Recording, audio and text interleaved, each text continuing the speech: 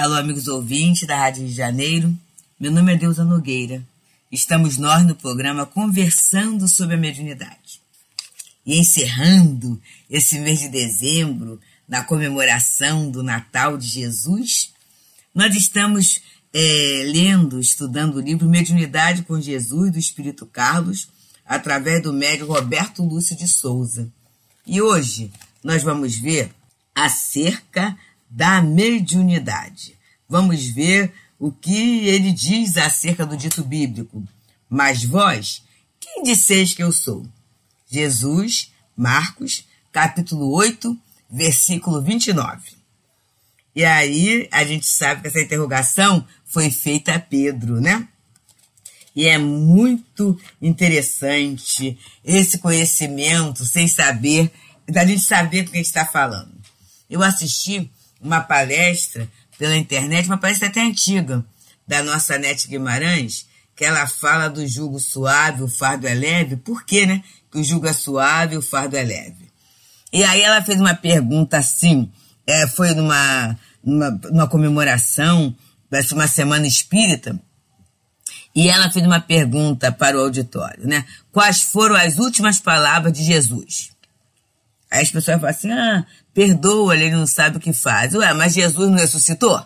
Então, porque aí ela fala assim, perdoa, eles não sabem o que fazem? Isso aí Sócrates falou, vários falaram. E qual é a diferença? Porque não diz que ele é o modelo, tudo isso, então não faz diferença. E aí não diz que ele ressuscitou? Assim, e eu não vou falar. E as pessoas não souberam, assim, eu não vou falar, como eu não vou falar também aqui. Quais foram as últimas palavras que Jesus fez na hora da ascensão? Depois que ele sai da terra, quais foram as últimas palavras? E aí ela falou uma coisa muito marcante. Mas assim, como é que a gente pode ter Jesus como guia e modelo se a gente não sabe o que ele falou? Olha só que interessante. E a gente observa nessa fala de Pedro, nessa questão de Pedro, quando ele pergunta, mas vós, quem dizeis que eu sou? Essa questão em que Jesus fazia uma avaliação para entender o que é que os discípulos sabiam dele. Qual era a visão que eles tinham dele? Porque é muito interessante, meus amigos. Uma coisa é quem nós somos, outra coisa é a visão que nós temos de nós mesmos, que nem sempre ela é legítima, aliás, na maioria das vezes não é legítima, e a outra questão é o que os outros pensam que a gente é. Então, o Espírito Carlos vem falando para a gente assim, as palavras de Jesus aos seus discípulos ressoam nos corações até o momento atual da humanidade. Continua o Cristo a buscar em seus seguidores a resposta sobre o entendimento de cada um acerca do seu papel em nossas vidas. Isso é sério, gente. A doutrina nos coloca como guia e modelo. Certa feita, por ocasião do encontro de Jesus, o Espírito nos falou, o Espírito Vitor falou, que o papel do encontro era tirar Jesus do patamar, não é? De interventor em nossos conflitos, em nossas indecisões, e colocá-lo no real papel de mestre e de guia. Olha só. E aí eu tenho que começar a pensar como é que eu vejo Jesus. Eu vejo como um modelo a ser seguido ou não? E aí eu sei que passa pela nossa cabeça assim, mas tem hora que é interventor sim. E é claro que tem, gente.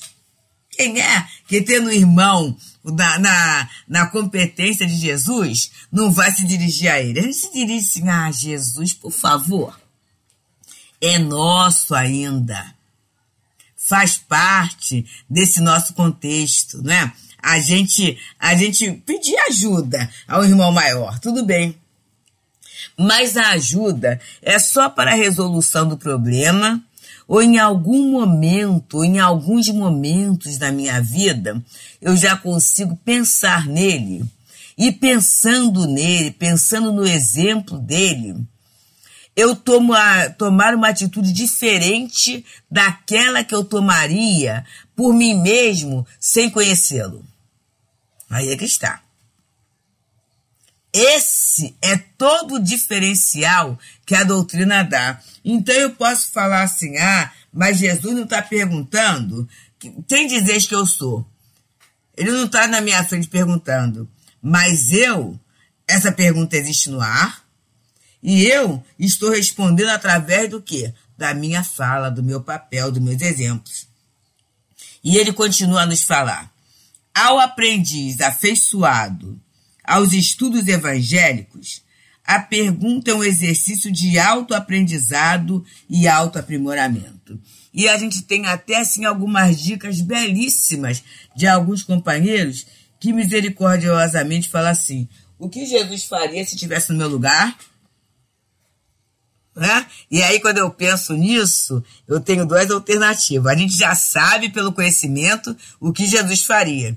Mas muitas vezes fala assim, Jesus não vai dar. Ou então, Jesus, de uma forma natural, não vai sair forçado, mas eu estou no esforço. E se eu até não conseguir fazer, eu ter a consciência de que eu não fiz o certo, porque ele é o modelo mais perfeito que Deus nos ofereceu. Então, o comportamento dele é irretorquível, é perfeito. E eu ter consciência que realmente eu não fiz o que eu deveria fazer e assumir as consequências da minha escolha. Não ficar procurando no outro o problema, né? Não ficar procurando no outro a resposta. Então, vem o nosso irmão Carlos falando assim. Na lide mediúnica em especial, é de importância aproveitarmos o momento para uma breve reflexão. Existem os que buscam a reunião de intercâmbio como simples sala de curiosidade e lazer, a fim de poder esbarrar com os sinais que, embora interessantes, nada mais são do que fatos inusitados. Para esses, Jesus e sua verdade são objeto de simples curiosidade, que, a par de maravilhar, nada produzem neles, a não ser momentos de deslumbramento. E isso, meus amigos, a gente vê muito em casa espírita. E eu falei muito, né? Porque a gente faz parte de uma casa espírita ainda daquelas grandes, como Leon Denis, né? E a gente sabe que tem toda orientação para o estudo, e a pessoa vai estudando. E chega num determinado momento, a pessoa quer ser médium. E aí a gente tem a orientação, né? Da mediunidade e tudo. A gente sabe até que o trabalho do passe é um trabalho que pode ser oferecido, né? Esse passe pode ser transmitido por aquele companheiro que estuda, que tem a vontade e tudo isso, mas a atividade privativa, ela é um compromisso traçado antes da reencarnação. E não é para todos aqueles, né? E aí, muitas vezes, a criatura ela tem um interesse imediato pela tarefa privativa. Qual é a tarefa privativa, gente? A irradiação, é o tratamento espiritual, é o atendimento espiritual, é o trabalho de prece pelos suicidas. Essas tarefas, é o receituário mediúnico, a psicografia, né? Essas tarefas reservadas. E muitas vezes a pessoa quer para quê? Para descobrir ali o espetáculo, para descobrir a novidade, né? Para se deslumbrar. E ele fala que mais, muitas vezes a criatura ela quer entrar nessa tarefa por curiosidade e lazer. Curiosidade e lazer. Isso é muito sério, meus amigos. Agora, né, que eu já aposentei, que eu estou com tempo, eu estou com a minha vida, eu vou aproveitar, vou ocupar mais o meu tempo. Mas vamos lá. Por que eu terei que ocupar mais o meu tempo necessariamente numa tarefa mediúnica?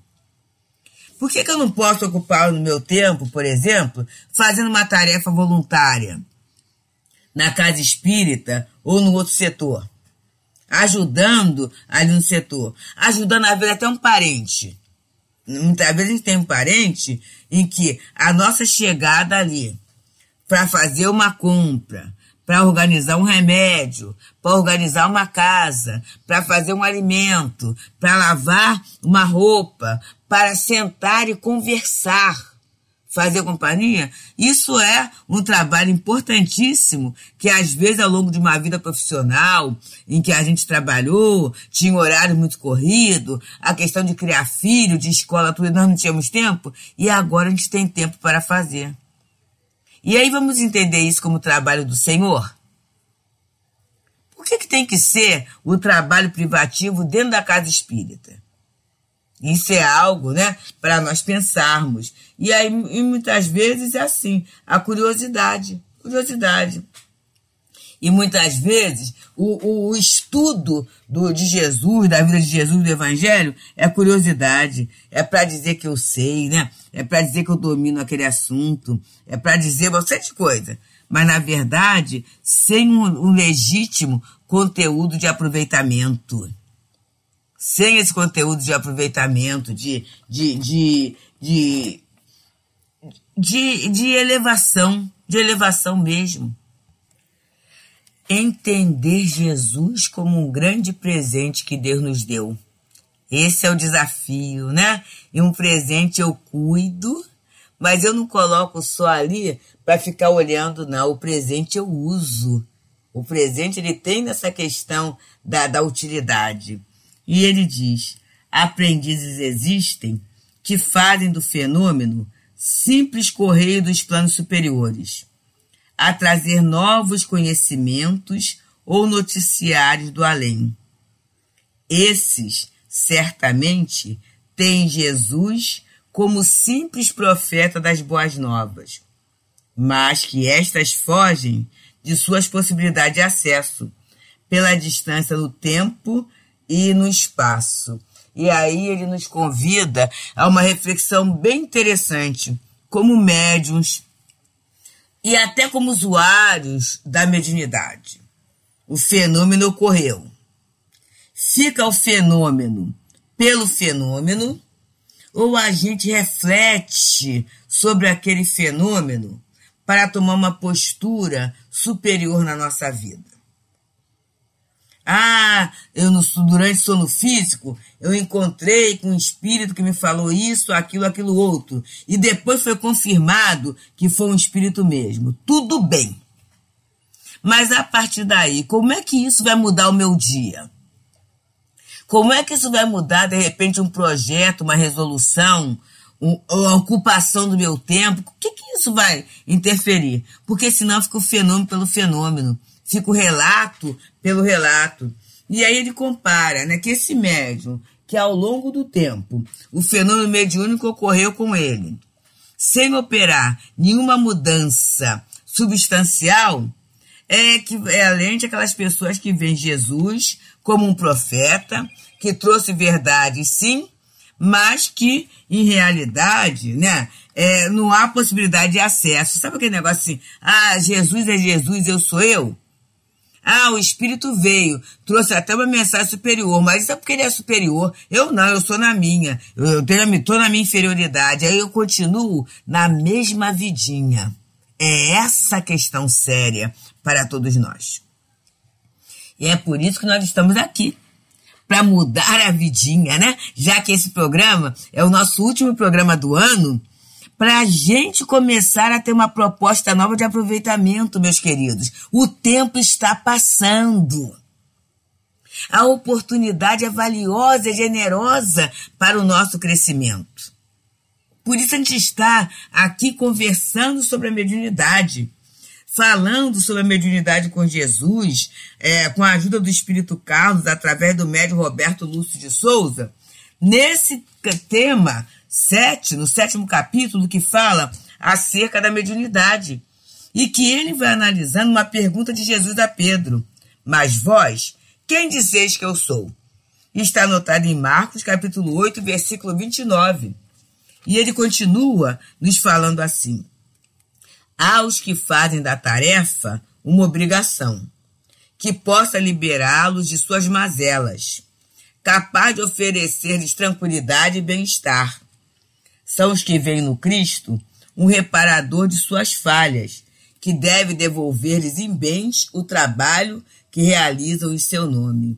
Então, eles falam aqui daquela questão assim: eu trabalho no atendimento espiritual para não ficar maluco. Tem gente que fala isso.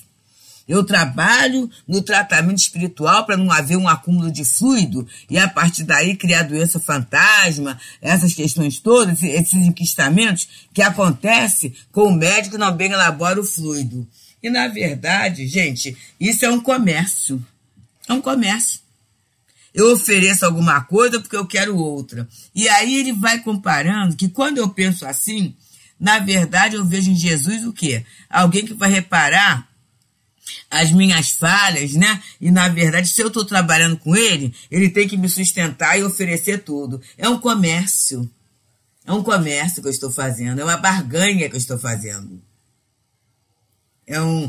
Mas eu tenho responsabilidade, eu vou sempre, eu não falto, tudo bem. E aí eu acho, é muito interessante, que é para o outro que eu estou fazendo. Eu estou lembrando agora, meus amigos, vou permitir a divisão no trabalho do dia de Natal, né? Aqui o Centro Espírita Fraternal Teresa d'Ávila, no dia de Natal, sai com uma distribuição. E a gente, mesmo na época da pandemia e tudo, a gente tendo que diminuir, a gente diminuiu o número de colaboradores, né? Nós tivemos, assim, uns 35, 36 colaboradores. Não podemos sair muito, né? Assim, carros também, nós tivemos, assim, 14 carros. Foi, assim, tudo menos, né? Mas nós levamos os kits à população que vive nas ruas. E aí, num determinado momento, foram 2 grupos, um grupo foi para a questão Madureira, Cascadura, outro grupo ficou para Tijuca, mais para o centro da cidade. E aí houve um momento em que nós estávamos assim, perto do Sérgio Breves, né? Nosso querido Sérgio Breves, conhecido de vocês. E aí a gente riu, falou assim, né? Assim, a gente às vezes até pensa que está fazendo para os outros. E a gente ria muito, porque na verdade é para nós. A alegria, o bem-estar, aquilo tudo é para nós, gente. Então, aí a possibilidade de ter um contato com o outro, que teria tudo para ser chamado de coitadinho, de infeliz, tudo isso, que fica muito contente de receber uma caixa com lanche e um kit de higiene. Daquela criança que fala assim, que bom que eu estou aqui, que bom que eu moro aqui, porque recebeu um brinquedo. Observa só, gente. Então, quando eu olho isso, o meu sentar na mesa tem que mudar. A confecção da minha refeição, ela vai ter uma outra questão. O banho que eu consigo tomar, os dentes que eu consigo escovar, a toalha que eu consigo me enxugar, ela vai ter que ter uma outra versão que eu vou entender como se fosse uma mordomia, como algo, como se fosse não, é uma mordomia. É Deus me dando tanta coisa, você me perdoa a expressão, de mão beijada, que eu tenho no meu dia a dia. E o que é que eu estou produzindo na vida? Não é produzindo para os outros, não. Como é que eu estou aproveitando, usufruindo isto?